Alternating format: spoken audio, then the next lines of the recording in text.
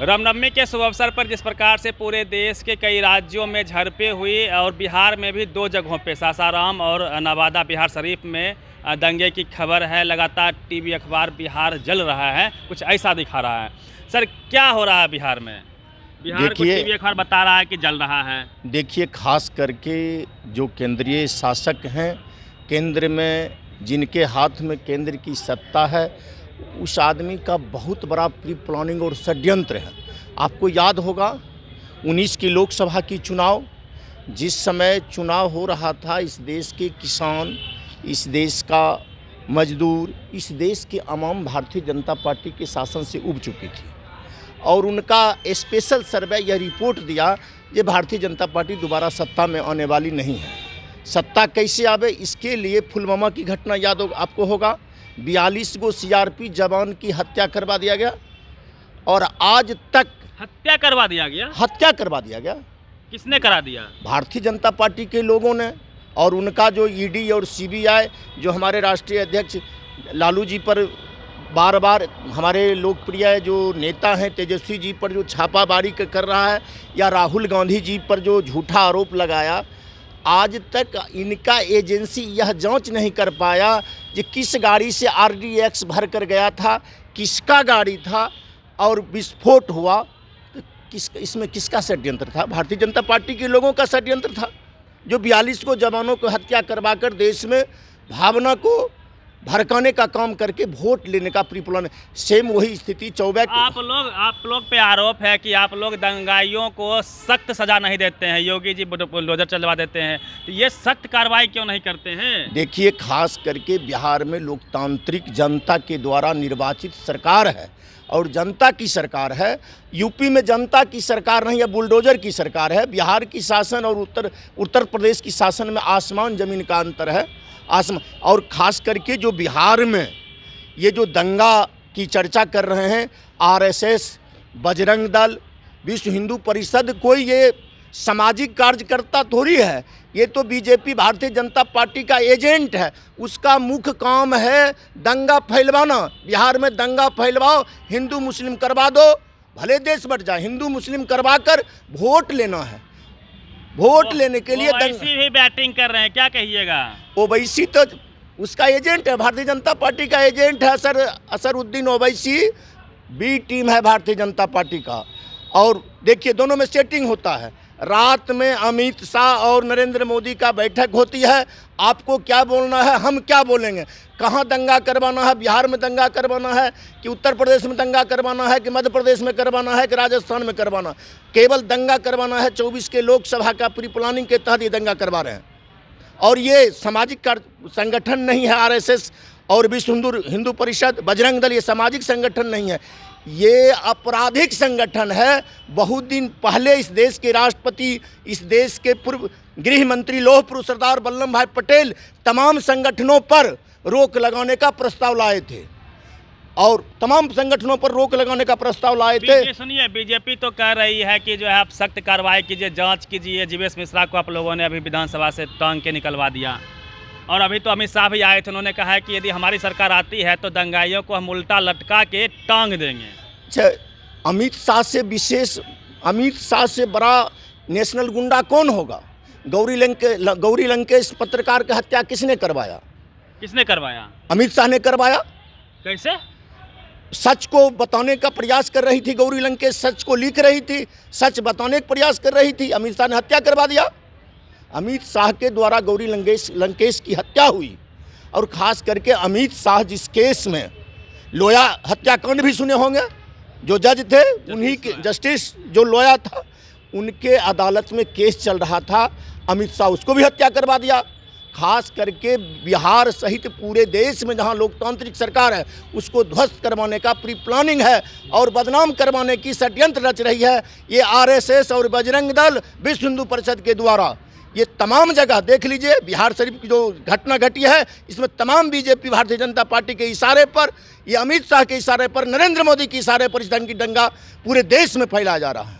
तो क्या लगता है जो युवा धर्म की चाशनी में डूब चुके हैं, हिंदू मुस्लिम के नाम पे तलवार निकाल लेते हैं, उनको क्या सजेस्ट कीजिएगा, क्या सुझाव दीजिएगा?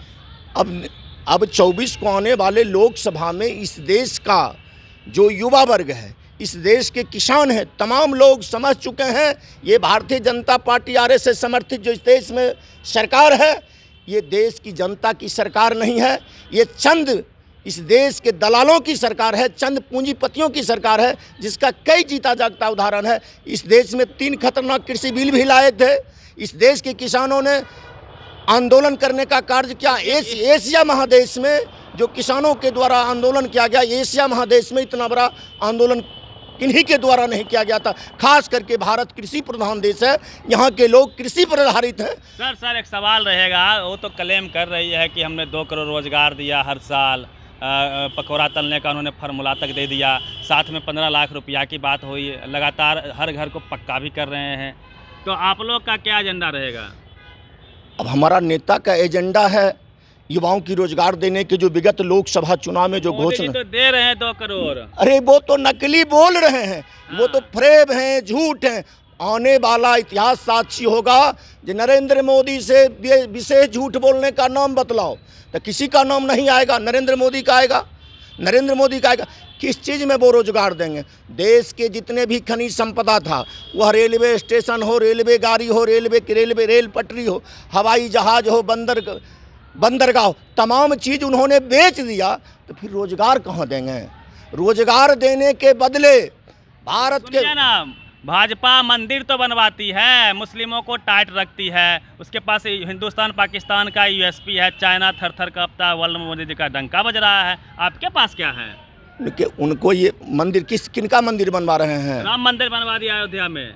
राम मंदिर अयोध्या में मोदी जी बनवा दिए, राम के लिए बनवा दिए। अरे वो तो राम के नाम पर वोट ठगने का काम कर रहे हैं। वो तो राम को भी छोड़ने वाले में से नहीं हैं, वो तो राम को बदनाम करने वाले हैं।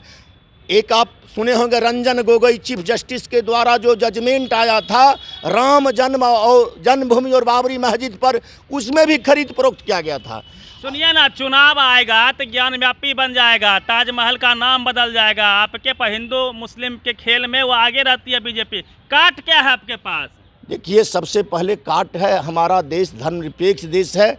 इस देश में सभी जाति के लोग निवास करते हैं, सभी धर्म के लोग निवास करते हैं। हम धर्मनिरपेक्षता पर हमारी पार्टी चुनाव लड़ेगी। हमारा गठबंधन धर्मनिरपेक्षता के आधार पर, बेरोजगारों के रोजगार के सवाल पर, सीमा सुरक्षा के सवाल पर, मोदी के तरफ फरेबबाजी करके नहीं, राम के नाम पर, कृष्ण के नाम पर, इनके नाम पर वोट लेने का काम हमारे गठबंधन के नेता लोग नहीं करेंगे। हमारे गठबंधन के जो नेता होंगे ऐसा बात कभी नहीं कर सकते हैं। ये तो फरेबी प्रधानमंत्री इस देश का। आप 2 करोड़ युवाओं को रोजगार देने की बात किए थे नरेंद्र मोदी जी, कै करोड़ लोगों को 5 केजी राशन तो दे रहे हैं। राशन वो अपने जमीन बेच के दे रहे हैं। यह भारत के मौलिक घर दे दिया, किसानों की आय दोगुनी हो गई। यह हमारा मौलिक संवैधानिक अधिकार है। मोदी जी अपना पिताजी वाला डीह बेच कर दे दिए हैं। बतलावे मोदी जी पैतृक संपत्ति बेचकर इस देश के जनता को 5 किलो चावल दे दिए हैं। बतलावे अपना पैतृक संपत्ति बेचकर 5 किलो चावल दे दिए हैं। क्या किए हैं? यह हमारा मौलिक अधिकार है। एक आखिरी सवाल लेंगे। मोदी जी के पास ईडी है, सीबीआई है, इनकम टैक्स है, साथ में मीडिया भी है। सबसे तो आप लड़ लीजिएगा। मोदी जी से लड़ना आसान है, लेकिन मीडिया से जो प्रोपेगेंडा फैलाएगी आपके खिलाफ में, जंगल राज घोषित आपको कर दिया जाएगा, उससे कैसे लड़िएगा? मीडिया से, टीवी अखबार से? हाँ, जनता के माध्यम से ये गोदी मीडिया के विरोध भी हम लड़ेंगे। जनता के माध्यम से। जनता जाग चुकी है। चोर घोषित कर देगा, मीडिया कर चुका है। ये ईडी सीबीआई मीडिया के नज़र में लालू यादव चोर है। मीडिया ने लालू यादव को चोर बना दिया, मुलायम सिंह यादव को चोर बना दिया, काशीराम को चोर बना दिया, मायावती को चोर बना दिया। तो आपके लोगों के सामने में, आपके ही नेता को मीडिया आंख के सामने चोर साबित कर देगा। क्या उपाय है आपके पास? ये देश की जो नौजवान है, जो शिक्षित नौजवान है, हमारे देश के जो विद्वान जन हैं, वो जान चुके हैं ये गोदी मीडिया पर भरोसा नहीं करते हैं। हजारों हजार के संख्या में टीवी लोग फोड़ दिए, टीवी देखना बंद कर दिए। ये सब लोग जान रहे हैं 340 चैनल ये मोदी चैनल है, जब भी खुलेगा मोदी मोदी मोदी मोदी ये करना शुरू कर देता है, इसलिए देखना लोग बंद कर दिए। बिकाऊ मीडिया, गोदी मीडिया पूरे विश्व में घिनौना हरकत से लोग माने इनका निंदा करता है। बताइए, नरेंद्र मोदी जाएगा दूसरे देश में, भारत की मीडिया बतलाता है, उस देश का मीडिया क्यों नहीं बतलाता है?